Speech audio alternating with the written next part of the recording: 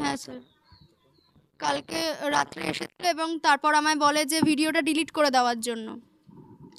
যথারীতি আমি ডিলিট করতে চাই না, তারপর তারা বলে ঠিক আছে তুমি ডিলিট করবে না তো এর পরে যে কনসিকুয়েন্সগুলো হবে তার জন্য কিন্তু তুমি দায় থাকবে, তোমার মা বাবার যদি কিছু হয়। আমার বাবা তো রীতিমতো ভয় পেয়ে গেছে যে যদি কোনো খারাপ কিছু করে দেয় বা তো আমাদের মিথ্যে কেসে যদি ফাঁসিয়ে দেয় তখন আমাদের কি হবে।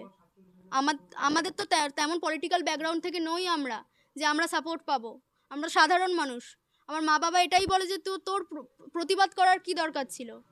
থানার ওনারাও বলে যে তোমার ফেসবুকে প্রতিবাদ করার কি দরকার ছিল, তোমরা আমায় জানাতে পারতে। তা আমি তো ফেসবুকে প্রতিবাদ করেও কোনো মানে কোনো সুরাহা হয়নি এর।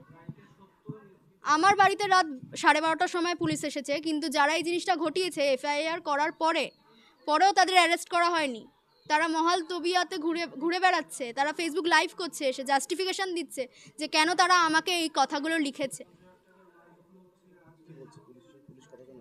পুলিশ এসেছিল হচ্ছে কি 8 জন মতো, 8 জন অশোকনগর থানার পুলিশ। হ্যাঁ, বড়বাবু এসেছিলেন এবং যাওয়ার সময় যেহেতু আমি রাজি হই না, আমাকে অনেকভাবে ভালোভাবে খারাপভাবে কড়া সুরে অনেকভাবে বোঝানো হয়। শেষমেশ যখন আমি মানি না, যাওয়ার সময় উনি একটাই কথা বলে গেছে, ঠিক আছে তুমি ডিলিট করলে না তো বিষয়টা অনেক দূর এগোবে, তারপর তুমি সামলাতে পারবে তো তখন কিন্তু আর পোস্টটা ডিলিট করো না।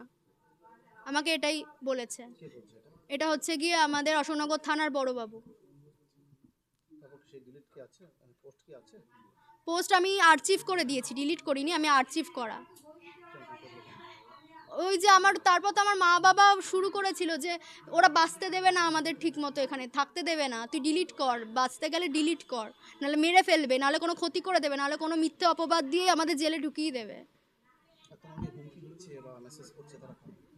তারা মনে হয় একজনের বাড়ি মানে দুজনেরই বাড়ি মনে হয় হাবড়ার কাছাকাছি। আমি দুজনকে চিনি।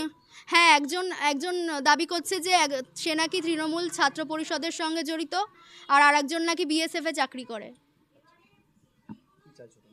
আমি চাইছি তাদের শাস্তি। আর আমাকে দিয়ে কেন পোস্টটা ডিলিট করানো হলো? আমি তো কোনো খারাপ কিছু বলিনি। আমার সঙ্গে অন্যায় হলে আমি সেটা প্রতিবাদ করতে পারবো না, সেটা আমার দোষ।